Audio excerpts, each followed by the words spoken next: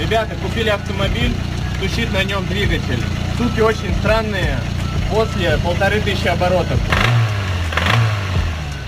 Мы думаем, что это распредвал. Снимаем ГРМ и клапанную крышку. Сняли клапанную крышку и офигели от увиденного. Сняли звезду ГРМ и откручиваем крышки распредвала. Вытащили толкатели, собрали частично все на место, проверяем люфт этой шейки. Чувствуется люфт. Это мы можем заметить по маслу. Оно поднимается. Поставили распредвал на место и накручиваем крышку, проверить люфт подшипников. Определили, где у нас люфт распредвала. Для того, чтобы минимизировать этот люфт, нужно снять крышку и на ровной поверхности ее подточить. Как видите, стуков никаких нету. Но получилось так, что мы поменяли мотор. Не ебите себе голову, меняйте мотор.